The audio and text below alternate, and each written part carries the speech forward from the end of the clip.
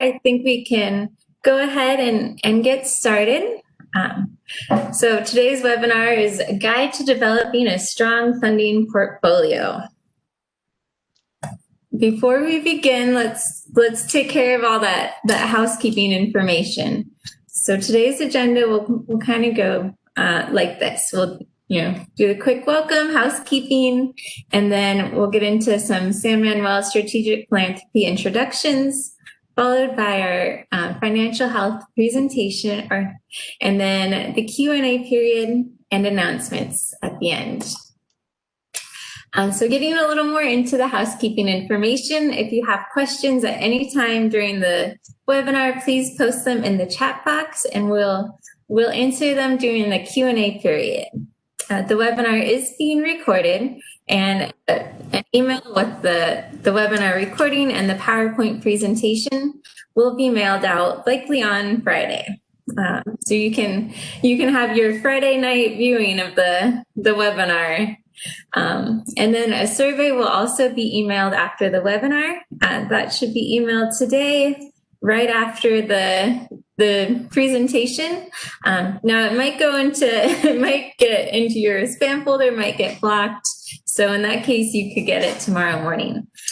One important note about the survey is we really hope that you take the time and fill it out and complete the survey, because your feedback is so valuable to us. And in fact, the whole kind of presentation, today's topics, we're from the survey. So we really do value your feedback and try to incorporate your ideas.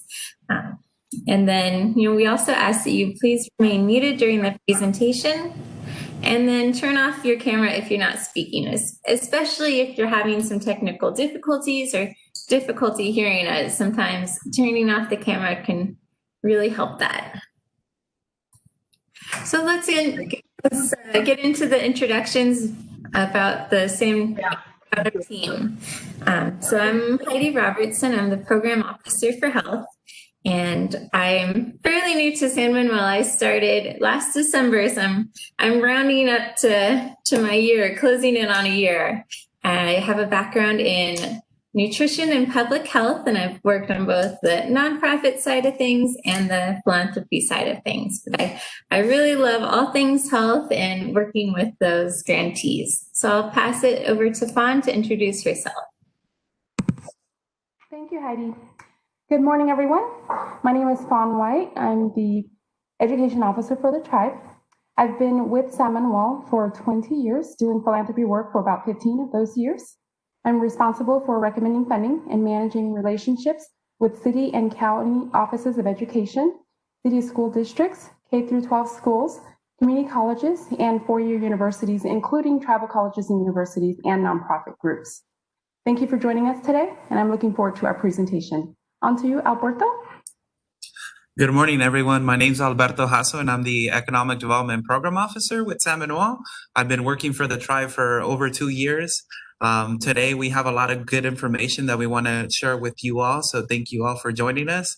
And I look forward to showcasing some more information on my part. Gina? Good morning, everyone. My name is Gina. I am the Program Associate for the Special Projects Program area, and that covers Native Language Revitalization projects, culture programs, and the arts. And Cami Ray? Good morning. My name is Camaray James. I'm the operations specialist here at San Manuel. When you're submitting your application, I review the documents, make sure everything is completed before it goes to the program officer. I handle the reporting requirements. I send those out and retrieve those. I process your payments, and then I also help with assisting with technical difficulties with the grant system. Excellent. Thank you all. Okay. I think we can get into the meat of today's presentation, establishing a healthy grant portfolio. So, before we talk about the portfolio, let's talk about the financial base, because the base is definitely the foundation of the organization and the organization's health. And this year especially has been very, very hard on organizations financially. And sometimes some organizations this year are having a negative unrestricted cash flow because of the strain of the pandemic.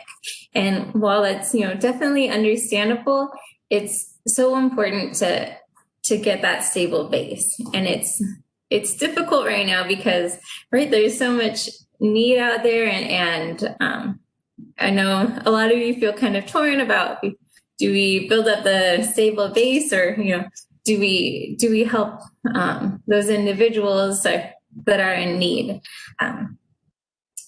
So I think it's definitely always very important to have that stable base. And how do you get there? How do you build it back up? Definitely look for reserve grants from funders, those especially with unrestricted net assets that you're able to use, however you see fit.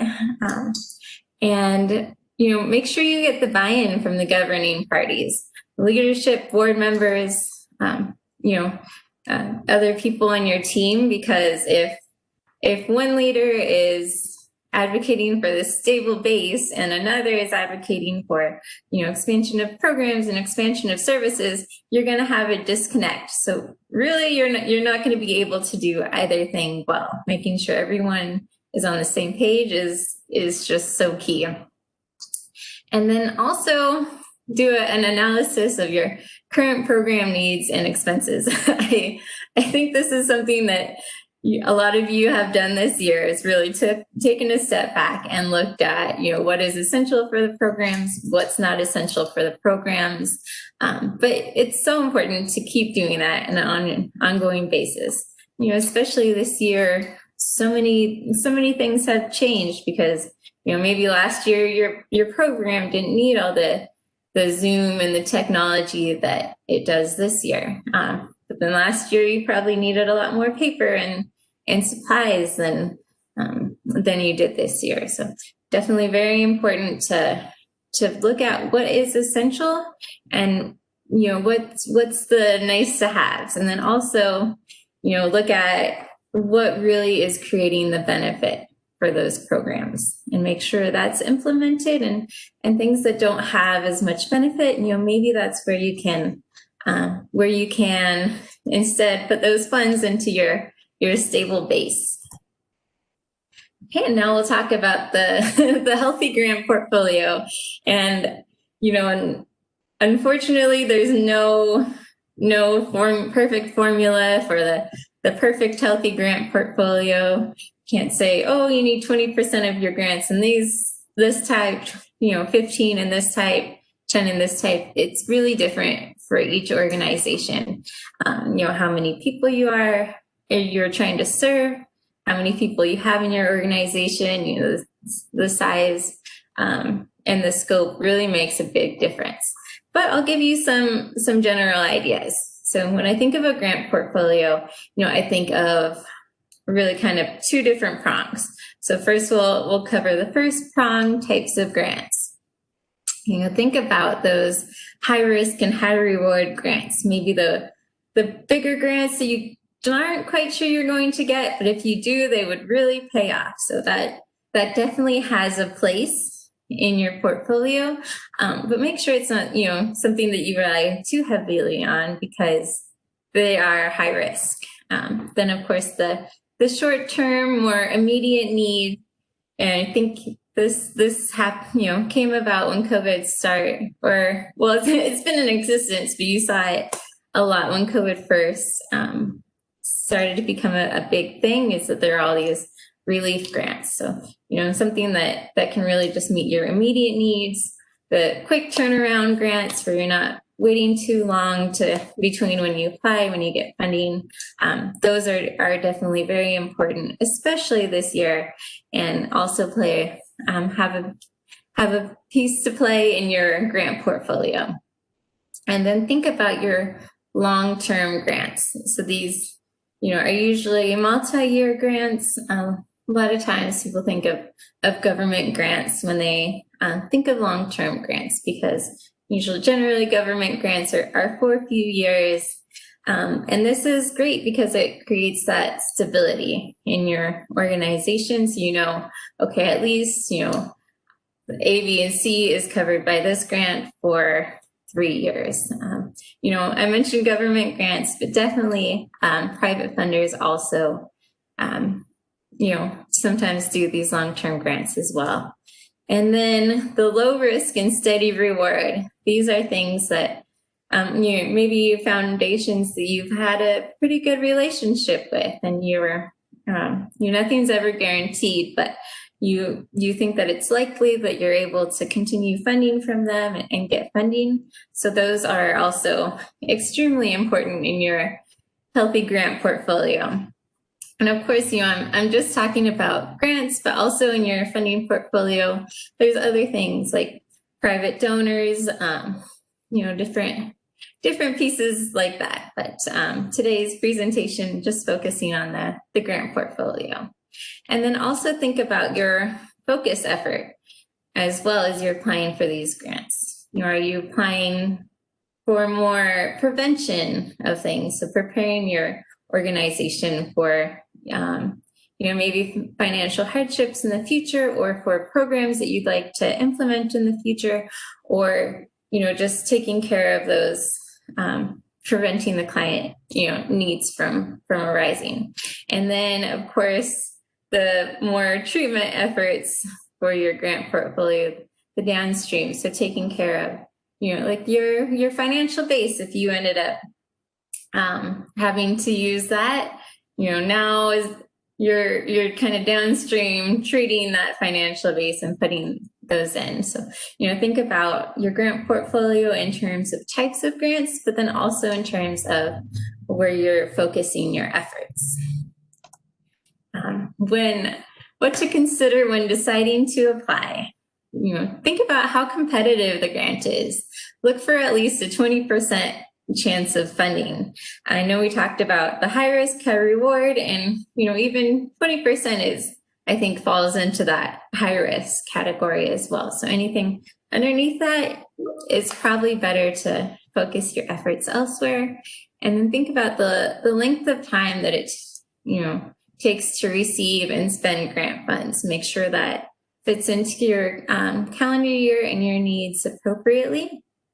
And then the capacity to carry out the project. Sometimes these ideas are so great in our head and look great on paper, and then when it comes to carrying out the project, there's a lot of difficulties sometimes. Just make sure that you're ready to carry out the project, and then think about the resources involved in the grant submittal versus the funding amount, because it does take staff time to apply for the grants. It could take technology to submit the grants and to acquire the documents that are being asked.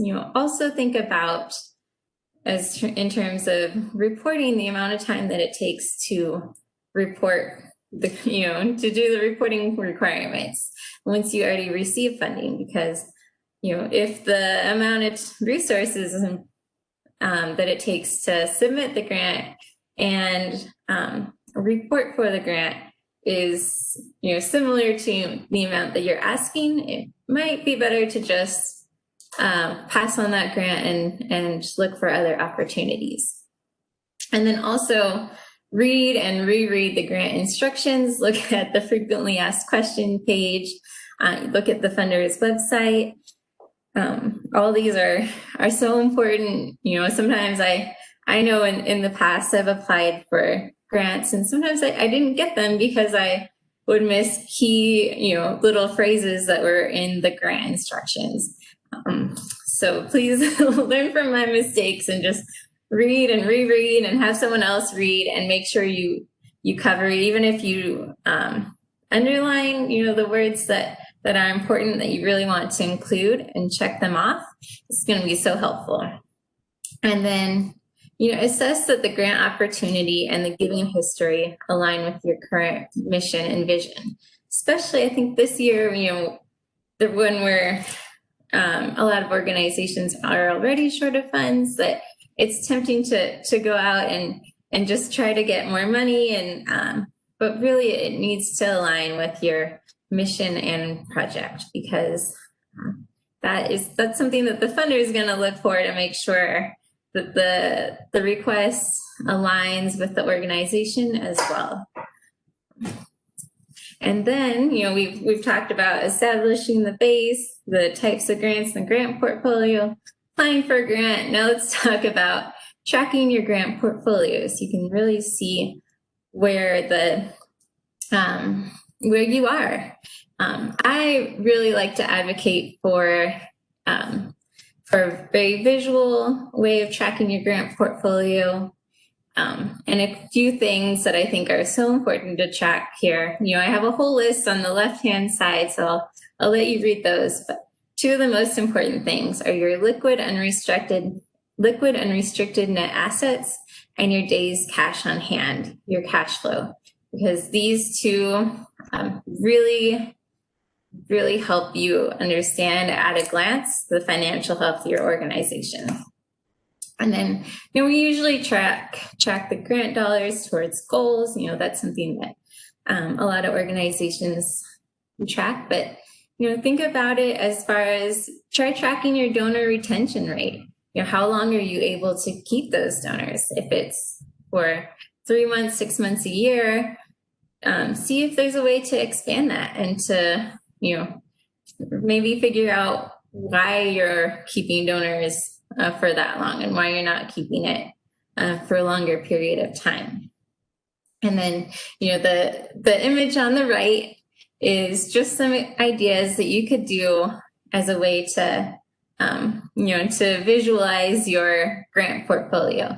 You could do, pie chart, one of those fancier odometer scales, or, bar chart.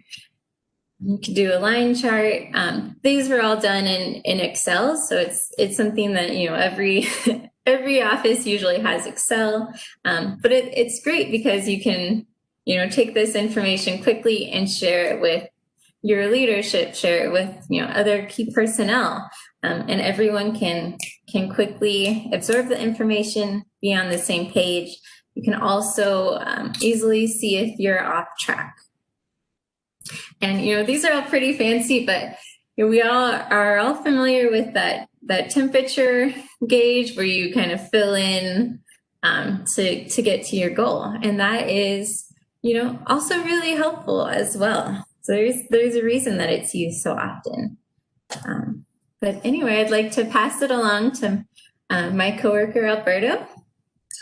Hi, good morning, everyone. Alberto Hasso here. I wanted to talk a little bit more about etiquette and philanthropy. One thing to make note before we get started, these are just kind of based on, some of the information we're getting ready to share is more of what we've seen in working with other funders.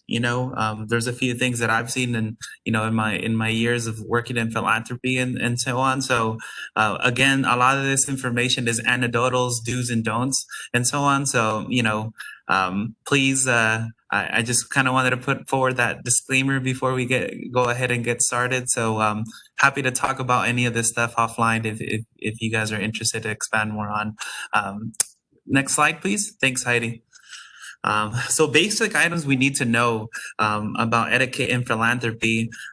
These are just a few things that we kind of gathered here and that we were kind of wanted to show. The first thing is that we want to make sure that whenever we're connecting with a funder, we want to make sure that we follow their contact instructions. No one likes cold calls, right? We want to make sure that if there's a process as far as like how to connect with the program officer or someone at that with that funder, we want to make sure that we follow that process.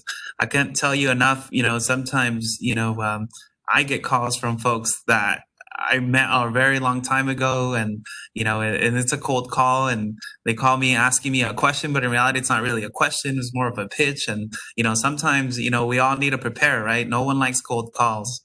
The other item is that, a lot of the times we always, one of the questions that we often see is like, if a funder doesn't have a process as far as like how to solicit a proposal, how to submit proposal, it's probably generally safe to call them.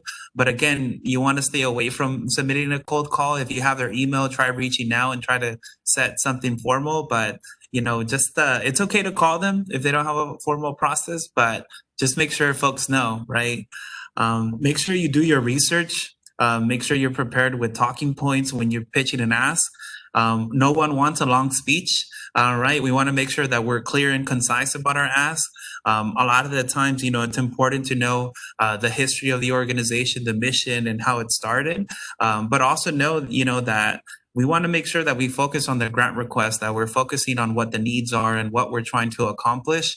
There's time to discuss the history of the organization at some point throughout the application process. But whenever you're reaching out before you're getting ready to submit a proposal and you want to kind of get some feedback, make sure that you're prepared. Because a lot of the times we have folks that, reach out and they want the answers. They want us to provide the questions and the answers. And a lot of the times that's a little bit difficult because I don't know the full information about your organization or about the work that you do. So I'm hoping you can tell me that and we can work together on it. Make sure that when you're reaching out to a funder, you make sure you show that you've spent some time in, researching about the foundation or about the funder, what they're interested in funding and so on. I think one quick, easy way is always go to their website. If they have something posted on their website, that's probably what they do. A lot of the times we have folks reaching out and they're trying to change, this is what I saw on your website, but can we do this? And a lot of the times the answer is no. So make sure you carefully read what's on the website and no one wants to have that difficult conversation about like, hey, well, thank you for trying, but no, that's not what we do. Let's make sure that we pay attention to what's listed on the website and, we honor what the information is. And one thing that, Heidi talked about the 20% chance of receiving a grant. Another thing is that we always see that if my mission doesn't align with the funder's mission or their giving efforts, don't submit a proposal. Again, if you see that you're not in at least 20%, it's probably okay to move on to the next funding activity or to the next grant proposal, because just sometimes it's not the right alignment, and maybe it's just not the right time. I think most of the times it's more about timing than alignment, but just let's save our resources. Next slide, please. So etiquette and relationship building, and these are just a few things that we saw. I think one of the things that are common for us is that we like to use our social media platforms like LinkedIn, Facebook, and those types of things to share some of the different activities that we've done. I think one of the ways that we also follow some of the successes about our about our grantees is what they also showcase on social media. A lot of the times those are great ways to kind of just stay in touch. I think that's a one quick, easy way to just find out what the funder is doing, but also what the grantee is doing. So it's very important of what you post and make sure you're posting, right? Because I think that's probably the best way to have some interaction at times. I know one of the things that I often do is reshare information that our grantee partners have on LinkedIn and so on. So, just something to think about. And also too, one of the common things that we see is that I see that a lot of our partners are often don't reach out to other funders if they don't accept unsolicited proposal. I can guarantee you that if you reach out, they're not going to close the door. They're probably going to be like, all right, well, let's talk. But again, it's important to follow those instructions as far as like what's the appropriate way to reach out. No cold calls, right? We just want to make sure that we follow that format. But again, you have to start somewhere to get invited to apply. So it's okay to reach out. Again, let's just be mindful of their process. Another thing is that if you're invited to submit a grant proposal, it doesn't necessarily mean that you're going to be funded. I think this year, there's a lot of projects that were in the pipeline and so on, but because of some of the impacts of the global pandemic, some projects had to kind of be stalled. So it's just things happen sometimes. The same things happen at organizations or with our nonprofit partners. Things happen on the funder side as well. And sometimes we're not able to move at the right pace that we were anticipating. And then also too, some funders, are allowed to be on boards and some are not. I know that some of the things that we always see is inviting other funders to be a part of your board, and that's okay, and we sincerely appreciate it. But also, we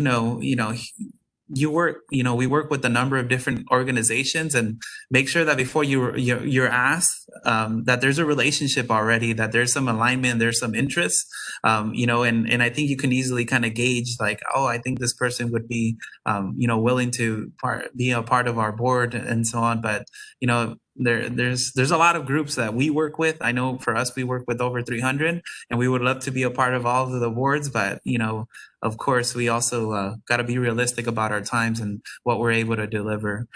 Next slide, please. And then the following one, make sure that the grant approval and denial timeframe whenever you submit a grant proposal. Know your dates. That's the best way. If you submit a grant proposal and they tell you, hey, we're going to get back to you at the end of September with some updated status on your grant request, it's probably true. A lot of the times we see folks calling us the day after or 2 days later, hey, I just wanted to follow up, and more than likely nothing has changed since last time we spoke. So make sure you're aware about the dates and about your process. And it also shows how prepared you are about your timing, right? Because that to me shows that, hey, well, you probably didn't pay attention to what we told you, because things haven't changed since last time we spoke. So make sure you provide ample time, because there's a lot of things happening on both sides, right? When you connect with a funder, make sure you come forward with a plan.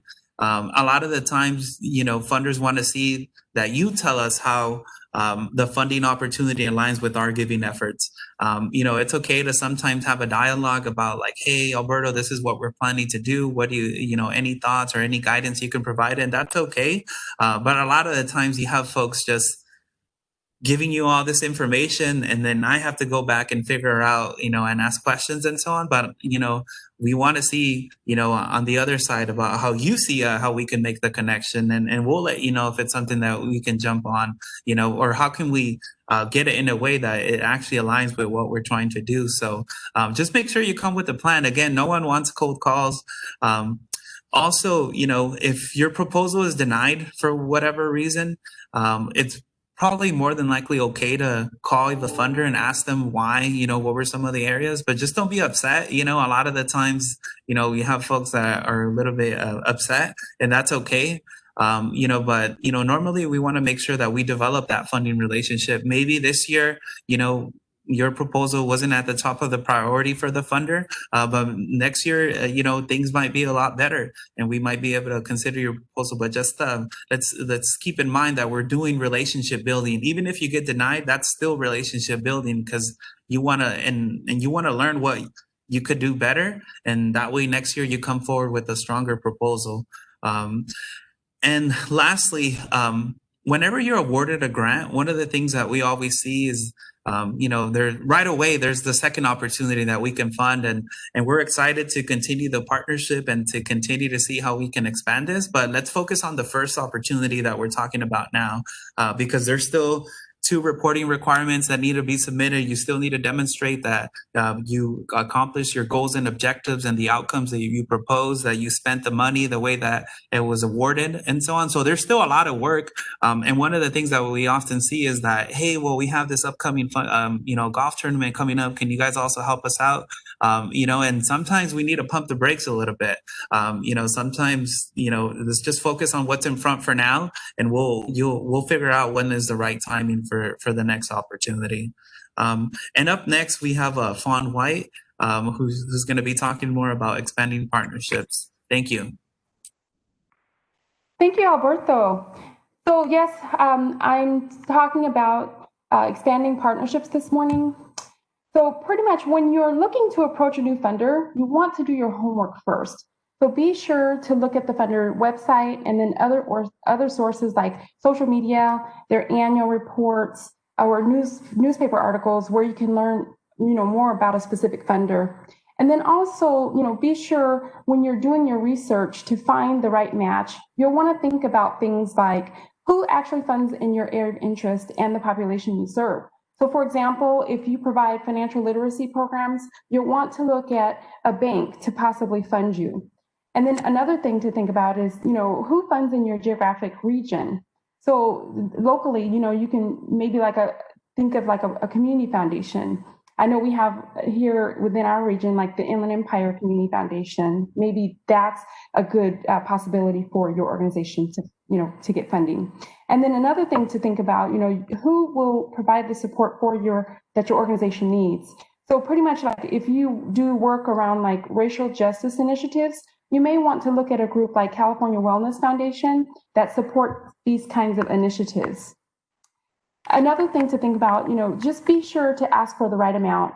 So through your research, you should be able to gauge the right amount by looking at the company website and then maybe like their annual report. You should be able to see, get an idea of the levels of funding that were given to other organizations. So for example, Southern California Edison, they provide like $5,000 to $10,000 grants for STEM programming. So if your organization provides this kind of programs, it may be a good fit, for you to request funding from this business for this specific program. And then where to actually look, where to find the connections. Think about your board members. These are also donors. Your board members are usually, they usually have great connections in the community.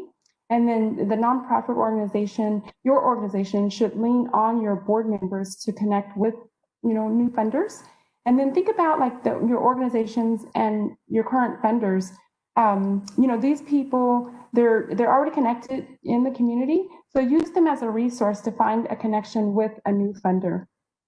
Other things or ways to go about, LinkedIn network. Your LinkedIn could be a great way to connect to funders or individuals online as well. Others are like affiliated groups. So like think about, if you're a part of an affiliated group, such as like a breast cancer awareness organization, talk to other people within your circle that are doing similar work to see if there could be a new connection made to a funder. And then what about your volunteers? Nonprofit organizations, you use volunteers all the time. This could be, it could be in your best interest to engage more with these individuals to see who they know in the community. What if one individual is related to like that banker? This could be your next opportunity for funding. And then think about like your individual donors. I know many colleges and universities, they depend on individual donations through their alumni associations. Think about ways your organization can form an alliance with individual donors because they make up 69% of giving according to the Giving USA 2020 report. So other ways to form partnerships. Think about like networking, with foundation staff, and you'll want to seek out funders like at conferences or professional development forums. For example, we usually sponsor Southern California Grantmakers Conference, and I know we've actually invited some of our nonprofit partners out to that event. That was pre-COVID. But, within that giving space, you'll want to do a lot of networking. Maybe you'll meet your next program officer and have the connection to that organization that you always wanted to, seek funding support. And then other ways are, connect with funders at like an association of fundraising professional events. I know we usually attend the event in November, pre-COVID, but within that space, you have funders and sponsors in the room, and then also nonprofit organizations. So it's a good way to connect, with individuals that are doing the work, and then, to connect to a new funder. And then once you have that individual's information, maybe you'll want to send them an email or call the actual program officer. I know we usually take calls in our office. Like Alberto said, you'll want to have your script ready and then, do a pitch to your program officer to see if you're a good fit, for future funding. And then other ways, to connect to your program officer, maybe take that individual out for lunch or coffee or tea. I know some program officers are open to having lunch or tea, but possibly some program officers are not. But when you have that conversation with the program officer, just ask the question, maybe that individual will be open to, that opportunity. And then also use online resources. So you have your foundation directory online or GuideStar. Next slide, please. So these resources can be found online, starting with the Foundation Directory Online or FDO. It's pretty much a searchable web-based tool that lets you find funders faster so you can spend more time building the relationships with the actual funder. And then the directory, it's a source of more than 140,000 grant makers that provide 12 million grant opportunities to find your next funder. And then with the directory, you can quickly identify potential funders, build your prospective networks. You can find new prospects with grant recipient profiles, and then win the funding that you need in support of your organization. So if you're not familiar on how to use the directory, you can actually watch a YouTube video online. I would just go into the YouTube site and then Google Candid, and then you should be able to see, the video on how to use the foundation directory online. And then to access the directory directly, log on to their website, candid.org. And then best of all about this foundation online or directory online resource, the resource is actually free for nonprofit groups through the end of this year, 2020. So be sure to go online and access this information. Next slide, please. Another great online resource is GuideStar. So GuideStar, it's a directory of nonprofit organizations, including foundations in the US of A. It's pretty much an information service specializing in reporting in US nonprofit companies. And then in 2016, its database provided information on 2.5 million organizations. And then to access GuideStar, you can actually find them through guidestar.org. I know with San Manuel, we usually use GuideStar as a platform, to verify all of our nonprofit organizations' information. So another thing about GuideStar, you'll want to make sure your nonprofit organization's profile is updated online. Next slide, please. So ways to grow a partnership with a funder. You'll always want to use clear communication when working with a partner. Always be open and honest and consistent as possible. I know with COVID-19 recently, it's affected a lot of different organizations in different ways. So many of our organizations have reached out to inform us about the challenges they have faced, and we totally appreciate this transparency. So it's always a good practice, if you're dealing with a new or an ongoing partner, to have good communication between you and the funder. And then another thing is to be mindful to check in with your partners to give updates on programs and services.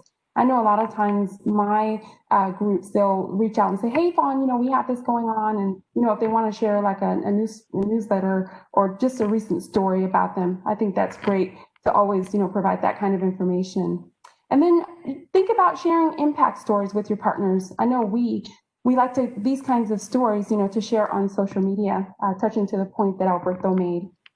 And then other ways, maybe seek other methods of support. I know, think about your volunteers. In 2016, the national value of volunteer time was $24.14 per hour, meaning Americans contribute roughly $193 billion worth of their time to communities across the nation. So if the companies can, have their employees donate their time, this could be a great resource for your nonprofit group. Another way, that you could find support, think about in-kind donations. Other than volunteering, maybe a partner can support your organization by giving an in-kind donation by, this could be in the form of like a product or a service where an organization can feel this need. For example, maybe it's media or like marketing materials that you need for your organization. And then another way of support, think about like employee matches. What about companies that can offer its employees a dollar for dollar donation match to support local nonprofit groups? So that is another way that you can, gain support locally. And then one other thing is, ask your partner, how can you help them? I know for me, I deal with a lot of colleges and universities. I know a few of them, they have actually offered, their support. Like if San Manuel's having a special event, they've actually offered to provide a cohort of students to come out and, support us at that event. So that's just another thing to think about, or ways that, you can provide extra support. Next slide, please. Oh, I believe go back one. Oh, okay. And then another way that a partner can help you, connect nonprofit partners in the community. So for example, we've recently partnered with Southern California Goodwill on the SB Works initiative. So through this partnership, we were able to host hiring events to provide local businesses and nonprofit groups an opportunity to screen and hire individuals in our community. And then we created a partner network by engaging up to 75 organizations locally to hire job seekers over a 3-year period. So this was a really good, great partnership that we had with Goodwill. And then also, just sharing our expertise and knowledge. So we do this through our San Manuel Cares website, also our newsletter, and then webinar series, similar to what we're doing now. We're just trying to provide extra information for our nonprofit groups in the community. And then last but not least, there's learning opportunities. We have recently partnered with Candid to provide our nonprofit partners quality webinars. So Candid actually offers ongoing webinars on proposal writing, creating budgets, measuring your organization's impact, and more. And then you can find more of this information through videos on their website or YouTube channel. Back to you, Heidi. Wonderful. Thank you, Fawn. All right. Well, we want to quickly go over some takeaways, just key points from each of our topics. So for tips to establish a healthy grant portfolio, make sure you track your grants and then share this information with your team. Make sure everyone is on the same page. And then apply for a variety of grants with different risks, rewards, and timelines. And then communication is key. Make sure all your stakeholders are aware of your grant efforts. Okay. Alberto? Yes, and for etiquette and philanthropy, just a few things. Remember, no one wants a long speech. Let's make sure that when we're communicating that we're clear and concise, and when we have talking points prepared when we connect with our funders, especially when we're submitting an ask. Also, it's okay to approach funders who don't accept unsolicited proposals. You have to start somewhere. So as long as we're following those contact instructions that are listed on their website or that we know of, we should be fine. Let's start reaching out. And then lastly, let's make sure that we focus on the current grant being discussed or the one that was just awarded. Let's not try to sell a second opportunity right away. Let's make sure we get the first sale done. Vaughn? Thank you. So my takeaways for expanding partnerships, one, always do your homework and know the organization and what they support. So like I said before, you'll want to look at organizations' websites, their annual reports, that kind of information. Just know the organization before you reach out to them. And then two, use resources to find the next funding opportunity. You'll want to access like your foundation directory online, and then also GuideStar. And then again, for our nonprofit groups, always have your profile updated online because funders are looking at that information always. And then three, always use clear communication. So be open and honest and consistent with your funders. Thank you. Wonderful. Okay, now it's time for the Q&A period.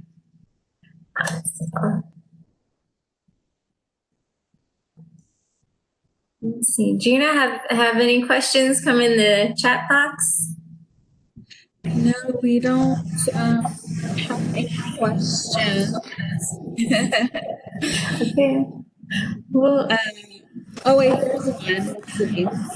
Can you re-explain the difference between prevention versus treatment efforts?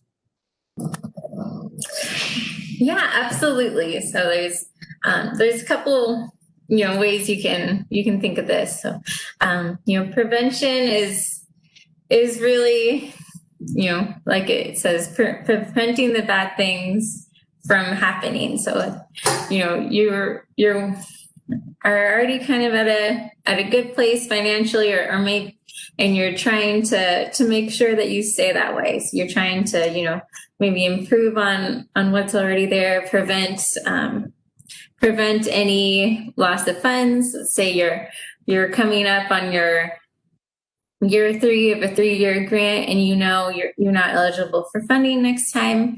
So then you're going to be proactive, and you're going to apply for funding that you'll be able to get right away, and that way you'll kind of prevent yourself from using that financial base. And then, treatment is really you lost some funding, you had to use your financial base, you had, maybe a blow to your finances somehow, and you're trying to build yourself back up from it.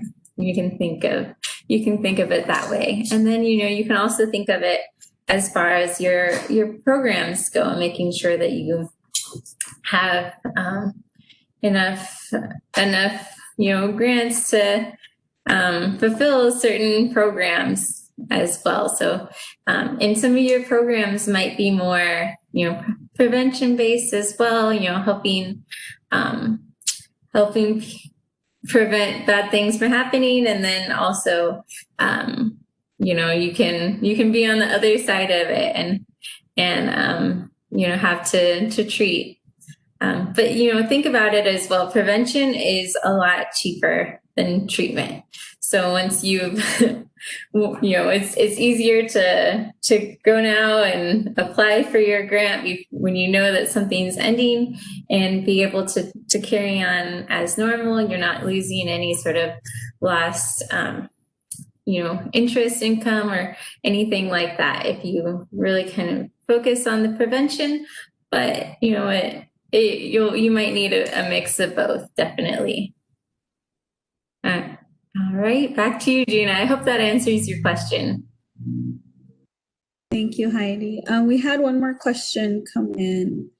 It says, would filling out a general inquiry request on a company website or sending an email to an info email count as appropriate initial contact for an unsolicited proposal? Yes, I know here for us, we have our general mailing, general email address that, you can submit an inquiry to. And just for everyone's educational purpose, whenever we receive those requests, they go to our general email, but then again, we forward them accordingly to the appropriate program officer. So I would say that, yes, that's a good starting point. If you don't know anyone at the foundation, I think that's a good step one. But, if you know someone else that can connect you, then it's probably a lot better. But also, don't be afraid to use your networks too as nonprofits. Sometimes there's nonprofits that are already working with the funder that you might interested. So don't be afraid to reach out. I think we really want to promote a collaborative space. So let's share information and let's connect. So, but yes, it's a formal way of inquiry. And I highly encourage you to do it and continue to do it. Thank you, Alberto. Let me just see here.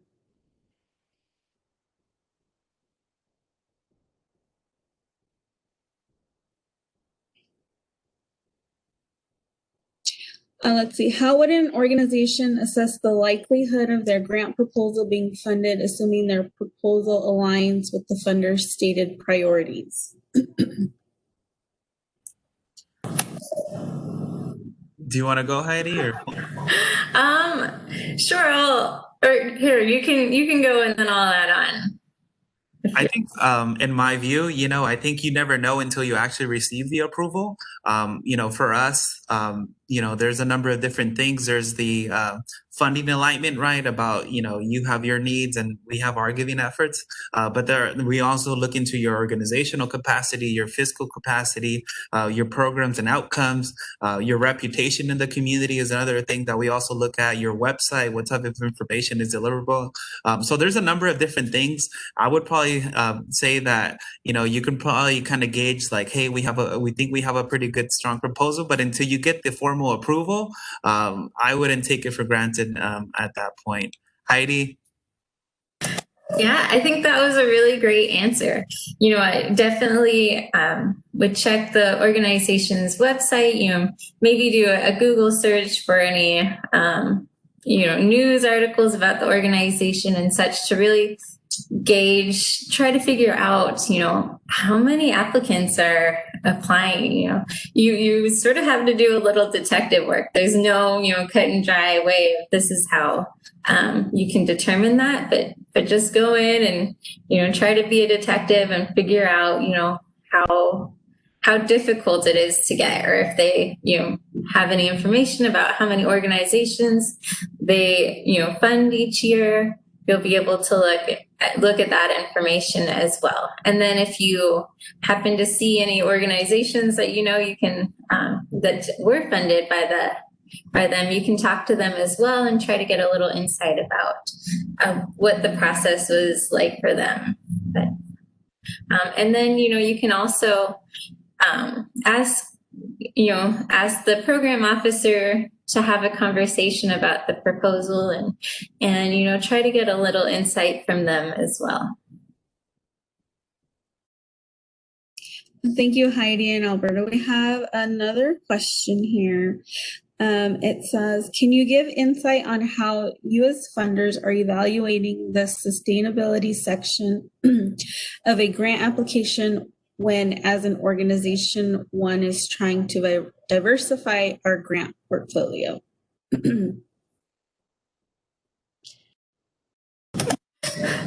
So I'll start on this one, and then you can all add on. We want to make sure that we don't expect any organization to be perfect. I'll just say that we know that everyone's trying their best, but we want to see that you're thinking about sustainability and thinking about how to maintain the program long term. So if you're right now trying to diversify more grants, put that on the section and let us know that that's your efforts right now and trying to keep it sustainable, that you're bringing in different types of funding, and just try to be transparent as where you are on that process as well. So. Yeah. And I think another thing to add as well is just, it's okay to be coming forward and just be like, hey, Alberto, right now, these are the funding sources that we're working with right now. And this is what we have guaranteed. And these are the opportunities that we're hoping to get. This is our effort to try to diversify our funding, and just, be straight out about it. It's okay if you haven't received them. We understand that at the Inland Empire, there's some challenges with, limited funders and that type of thing. So it's okay to just be transparent about what you guys are doing.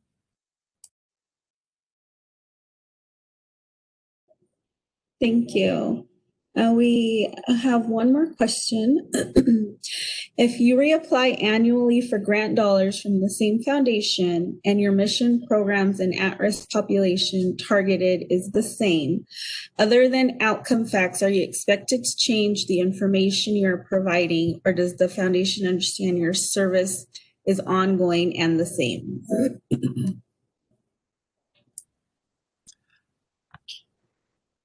Fawn or Heidi, do you want to take it on, Fawn? I can take this one on.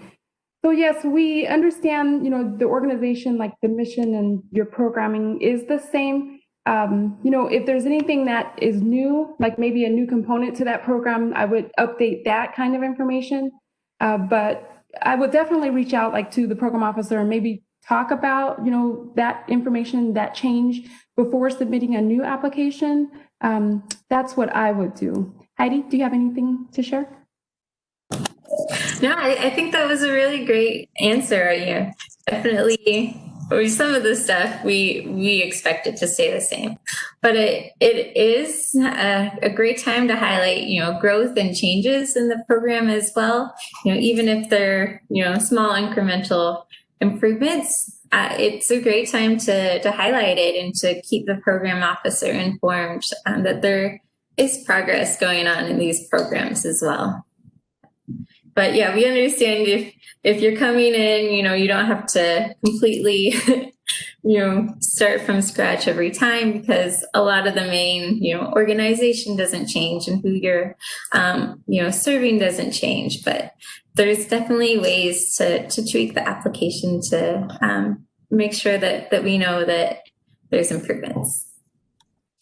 And also, too, make sure you don't copy and paste the same information from last year's, because we do compare. That's one of the things that we immediately compare, especially if you're coming back. We'll look at your last year's application and then this year's. And a lot of the times it's the same thing, the same dates, and that's okay. We're all about saving resources, but let's make sure that we take the time to read the narrative, change the dates and that type of thing.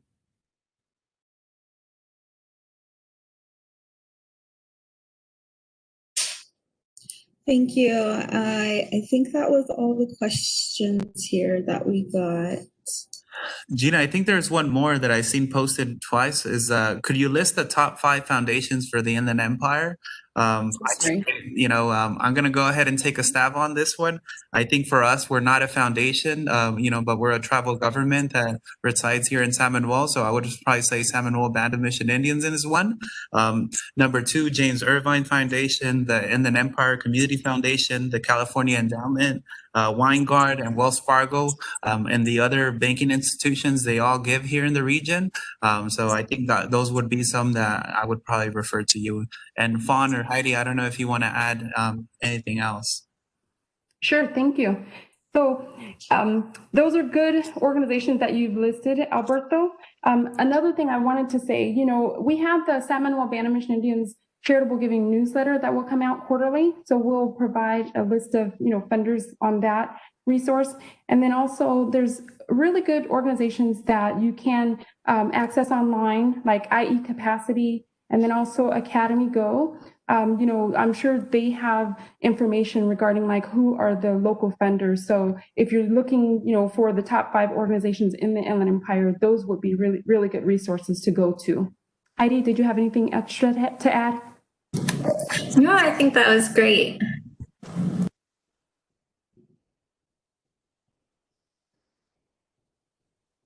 All right, I think that's it for our Q&A, unless Juan, Alberto, and Heidi, you guys had anything else that you wanted to touch on from the presentation? No? All right. Well, thank you everyone for joining us this morning, and thank you, Alberto, Fawn, and Heidi for your presentation. As Heidi mentioned, the recording of today's webinar and slides will be sent to you by the end of this week. You can also access today's recording on our website at SanManuelCares.org. This actually concludes our 2020 webinar series.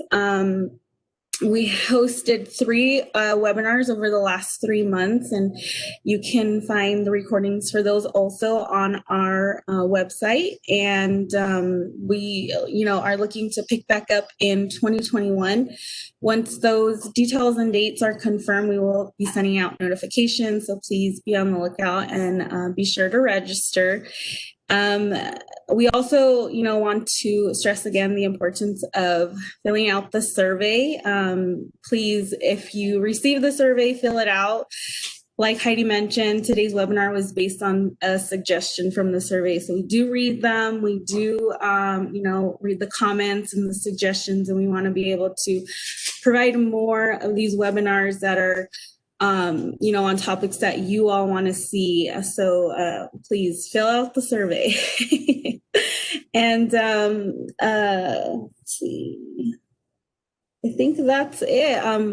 You can always visit our website again at SanManuelCares.org for the recording, the past webinars, and also we do have a list of resources there of other local funders in the area, and then also funders who fund the Native tribes or Native nonprofits across the U.S. Thank you.